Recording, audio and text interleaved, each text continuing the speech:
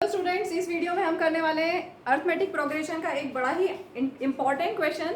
और ये क्वेश्चन 2008 में बोर्ड एग्जाम में आया हुआ क्वेश्चन है। तो क्वेश्चन है which of the following are APs. तो हमें चेक करना है, इसमें बहुत सारे पार्ट्स हैं, मैं सिर्फ ये वाला पार्ट कर रही हूँ जो 2008 में आया है। Which of the following are APs, if they form an AP find the common difference d and write 3 more terms. ठीक है, तो पहले हमें चेक करना है एपी है या नहीं है, तो अर्थमेटिक प्रोग्रेशन है या नहीं है। उसको चेक करने के लिए क्या करते हैं, हम कॉमन डिफरेंस निकाल के देखते हैं। आपके पास है first term a1 a2 a3 a4। ठीक है, पहले हम इनको सॉल्व कर लें क्योंकि ये स्क्वायर रूट ऑफ 8 है, तो इसको एक बार सॉल्व करते हैं हम। a2 स्क्वायर रूट ऑफ 8 का अगर आप प्राइम फैक्टराइजेशन करेंगे 2 4 ज़ा 8 2 2 ज़ा 4 2 1 ज़ा 2, तो प्राइम फैक्टराइजेशन में आपको क्या मिला 2 इंटू 2 इंटू 2, राइट। अब क्योंकि स्क्वायर रूट है तो पेयरिंग कर देते हैं, 2 2 का एक 2 हम बाहर कर देंगे, बचा क्या सिर्फ रूट में स्क्वायर रूट में 2। ठीक है, तो a2 आ गया। Next a3, third term is root 18 square root of 18। इसका प्राइम फैक्टराइजेशन कीजिए 18 का, 2 9 ज़ा 18 3 3 ज़ा 9 3 1 ज़ा 3। तो आपको मिला है यहाँ पर square root of 3 into 3 into 2। किसी भी ऑर्डर में लिख सकते हैं, चाहे तो 2 इंटू 3 इंटू 3, कोई बात नहीं, एक ही तरह से किसी भी ऑर्डर में लिखा जा सकता है। ठीक है, 3 इंटू 3 स्क्वायर रूट में है तो एक 3 बाहर हो जाएगा, बचेगा क्या square root of 2। Next term a4, fourth term कितना है स्क्वायर रूट ऑफ 32। 32 का प्राइम फैक्टराइजेशन कीजिए, 2 16 ज़ा 32 2 8 ज़ा 16 2 4 ज़ा 8 2 2 ज़ा 4 एंड 2 1 ज़ा 2। तो कितने 2 मिले आपको 5 2 2 into 2 into 2 into 2 into 2 5 times 2। ठीक है, स्क्वायर रूट करना है, 2 2 का एक 2 बाहर 2 2 का एक 2 बाहर, बचा क्या सिर्फ square root of 2 that is 4 square root of 2। ठीक है, तो आपके पास सारे टर्म्स आ गए, first term second term third term fourth term. अब आपको चेक करना है whether this is an AP और नॉट। तो second term minus first term कर लो, third term minus second term solve कर लेंगे। सेकेंड टर्म कितना है 2 रूट 2 माइनस फर्स्ट टर्म। ठीक है, अब क्या करें 2 रूट 2 माइनस रूट 2। ऐसे क्वेश्चंस ये क्या है, इरेशनल नंबर्स हैं, और इरेशनल नंबर्स में रूट 2 दोनों में है तो रूट 2 आप लिख लीजिए। ठीक है, क्या करना है एक बार देख लो, 2 root 2 minus root 2 means 1 root 2। ठीक है, आप रूट 2 कॉमन लेंगे तो बचा क्या, यहाँ पर 2 minus 1, 2 minus 1 is 1, so this will become root 2। ठीक है, तो ये रूट 2 आंसर आ गया, a2 माइनस a1। अब निकालेंगे a3 minus a2। a3 is how much 3 root 2 and a2 is how much 2 root 2। ठीक है, अगेन सेम ऐसे ही 3 रूट 2 माइनस 2 रूट 2 क्या होगा, दोनों में रूट 2 कॉमन है, यहाँ पे भी रूट 2 है यहाँ पर भी रूट 2। ठीक है, यहाँ पर क्या बचा, फर्स्ट टर्म में 3 माइनस का साइन 2, सेकेंड टर्म में 2 बचा, 3 minus 2 is 1, so this will become 1 root 2 and you can write it as root 2 only. तो देखिए a2 minus a1 is equal to a3 minus a2, same आ गया, तो आप लिख देंगे since a2 minus a1 is equal to a3 minus a2, so it is N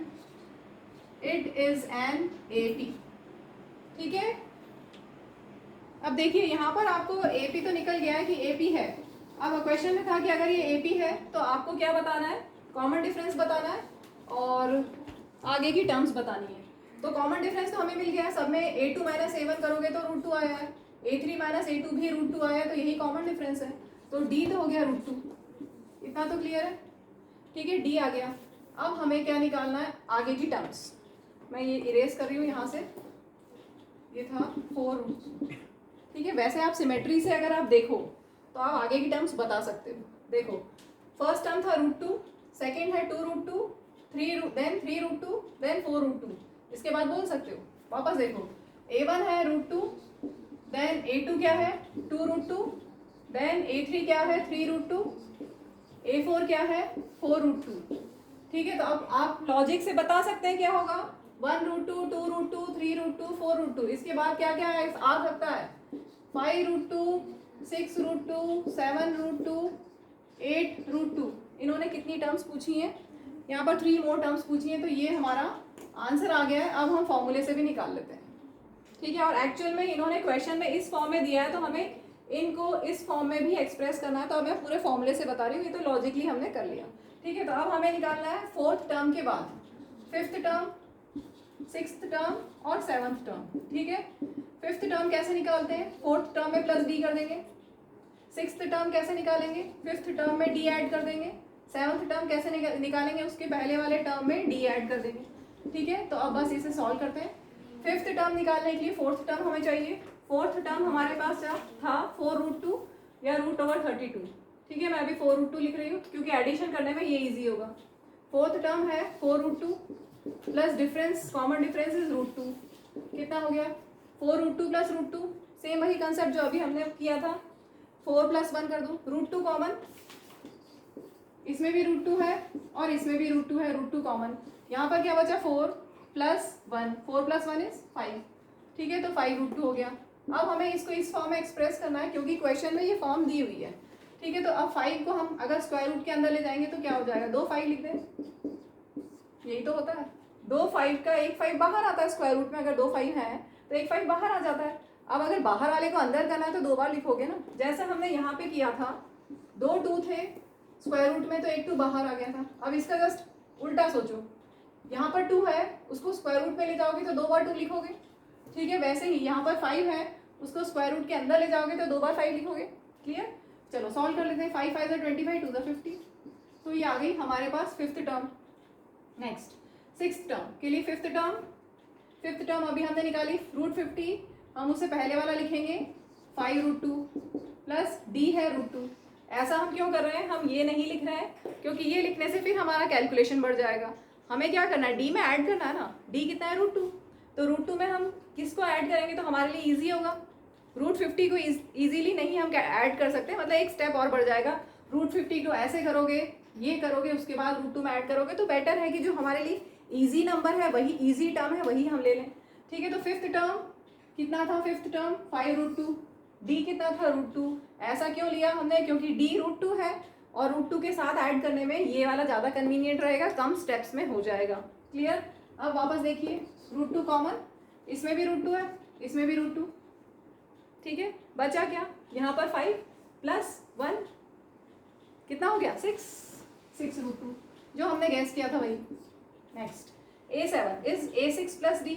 A6 हम क्या लेंगे, अच्छा इसका एक स्टेप और, क्योंकि हमें इस फॉर्म में देना है। 6√2 को हम क्या लिख सकते हैं, अगर पूरे को स्क्वायर रूट में कर दें अंदर, 6 को अंदर ले जाओगे तो क्या होगा, स्क्वायर रूट के 6 × 6। ठीक है, 6 मीन्स स्क्वायर रूट ऑफ 6 × 6 और √2 तो है ही अंदर। कितना हो गया, 6 6 36, 2 72। तो sixth term is square root of 72। Next seventh term is A6 + D। A6 में हम ये वाला टर्म लेंगे, 6√2 और D है √2, दोनों में √2 कॉमन। यहाँ पर क्या बचा, 6, फर्स्ट टर्म में 6 बचा, सेकंड टर्म में यहाँ पर कुछ नहीं है, मीन्स 1 है। ठीक है, तो 6 + 1 7। अब हम इसको इस फॉर्म में ले आते हैं, पूरा रूट में 7 को जब अंदर ले जाओगे स्क्वायर रूट के तो 2 बार 7 लिखोगे, ये तो क्लियर हो गया। इंटू 2, 7 7 49, 49 2 98। ठीक है, तो हमारे पास टर्म्स आ गई फाइनली, स्क्वायर रूट ऑफ 50, फिर है स्क्वायर रूट ऑफ 72 और फिर है स्क्वायर रूट ऑफ 98। तो ये आपके पास 3 मोर टर्म्स हैं और ये डी है। ये आपके आंसर्स हैं। Okay, thank you, bye.